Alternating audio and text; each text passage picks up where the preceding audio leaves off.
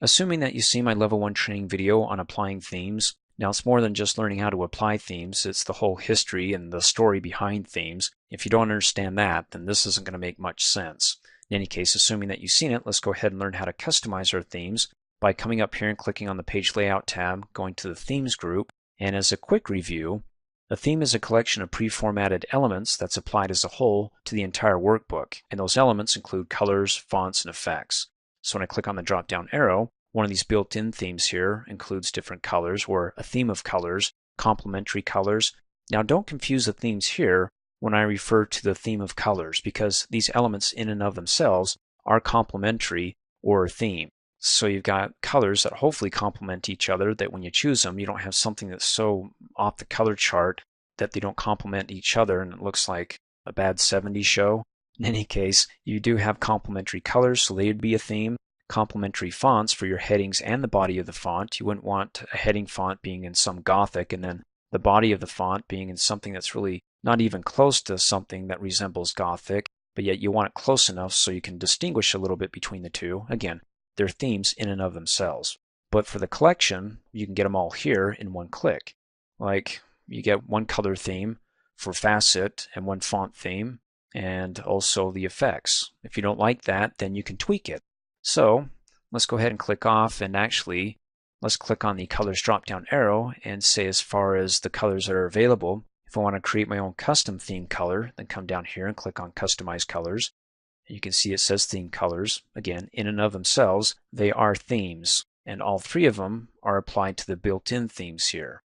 Now when you look at it over to the right hand side, you got samples, so when you choose colors you can basically compare light text against a dark background or dark text against a lighter background, so you don't have something that's light against light background. Then you won't be able to see it, of course, very well, if at all. So when you look over here and you're looking at the ones and the twos, basically the ones are your choice of text and shapes, and these twos are for borders and backgrounds. So when it comes to selecting something dark, that means dark against a light background. So there's black against the lighter background, and there's light against a dark background. So you can see over here what you choose if you want something light, to see if it goes well with the dark background or if it blends in too much. So if I choose something hot pink, okay, there you go. That still stands out. It doesn't blend in completely, so I can't see the text there, so that's a good indicator. Then you have the different accents for your shapes here and objects, how you want to accent them. Also, it applies to your charts here. And then hyperlinks, before you click on a link, the typical is blue. You can make it yellow. Okay, doesn't blend too well over here with the light text background. And then once they click on it, to show them that they have clicked on it, that it's been used, then you can say, okay, let's do something like green. So before, after. Before you click on it, then after you click on it. Once you go ahead and you create your custom theme of colors like Spiffy Colors, go ahead and type in a name for it, click Save, and there you go. Click on Colors drop down arrow, there's Spiffy. You can go ahead and select that to apply it to your workbook here. And I really haven't deviated from it that much, so it's not going to make a huge difference here. Then of course you have your fonts. When you click on the drop down arrow, that when you hover over any one of these here, let's go down to Arial. Notice that when I hover over these, that this section right here doesn't change. It's down below this section here. And we covered this in my level 1 training video on applying themes, that when you select a cell that contains font, that's part of a theme. How do you know it's part of a theme? You can come up here and click on the Home tab, go to the Font group, click on the drop down arrow, and there you go. You have the theme section, then you have all the other generic fonts. Well, I say generic, but those that aren't themes. So by default, the body of the text is going to be Calibri. So when I select any one of these cells, it's going to be Calibri.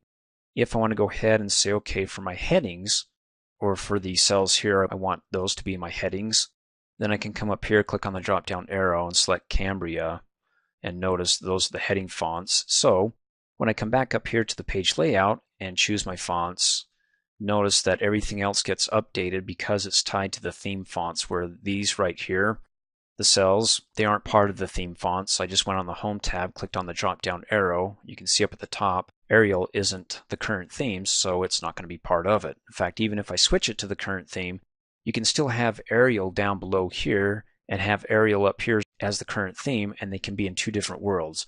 Point being, as I mentioned in my level 1 training video, is that when you install Excel for the first time and you open it up, if you don't mess with it, the default are going to be theme fonts. That is, when I say you don't mess with it, you don't come in here and you say, okay, let me change all these, and click on the drop down arrow and go outside of the theme fonts and choose something else, because when I do that, like even when I scroll down to Arial, you can see over here it doesn't say body or it doesn't say heading. That when I come back up here to the page layout tab, click on fonts, move it around, basically it doesn't do anything, well, except for the fonts over here because I didn't select those. Those are still part of the theme fonts. In any case, let me go ahead and undo that. So if you want to go ahead and change and update all the font at the same time by using themes, then don't change your fonts here and go down outside of the themes. Leave them as the themes, and if you want to change your fonts, those fonts that are in headings or the rest that are in body, don't come down here, because otherwise you won't be able to use themes again unless you bring them back up here and change them to the current theme. Come back over here to the page layout tab and change your fonts by clicking on the fonts drop down arrow. Well, the question you have is, well, what if they don't have the fonts that I want? What if they don't have the, well, for my heading font, I don't want it to be Cambria. I want it to be something else, and I can't find it here. That's okay. Come down here and click on Customize Fonts. Choose your heading fonts, like let's do Comic Sans. Ooh, that's always fun. I don't know, Calibri. Sure, why not? We'll leave it as is, and we'll call it Fonts. And then hit Enter, and it's saved. So when I want to use this again, click on the Fonts drop-down arrow, and it's right there. You can right-click on it to edit it or delete it. Also with the colors, click on the drop-down arrow to right-click to edit or delete it. As far as the effects go, what you see is what you get. Excel hasn't, up until this version, 2013, allowed us to tweak the different effects here as far as the glossiness, the matte, the shadows, well, the different effects. Then once you go ahead and you customize the elements here, you like the colors, you applied it, you like the fonts, you applied it, you've chosen an effect, like maybe something subtle. Once you're done with all that, and you're like, I really like this. I don't want to have to do this all over again. Then go ahead and take a snapshot of all these elements that you tweaked, that you applied, or that are currently being applied to your workbook, and click on the Themes drop-down arrow and go ahead and save the current theme. So it opens it up into the Documents Theme folder under the Templates folder. Let's call it Spiffy, and then hit Enter, and it's saved. So when I click on the drop-down arrow, it's in the Custom section. You can right-click on it to delete it. As far as customizing it goes, well, just go back and tweak the colors, the fonts, the effects, then go ahead and click on Save Current Theme and overwrite your original Spiffy theme here with those updates. So just double click on it.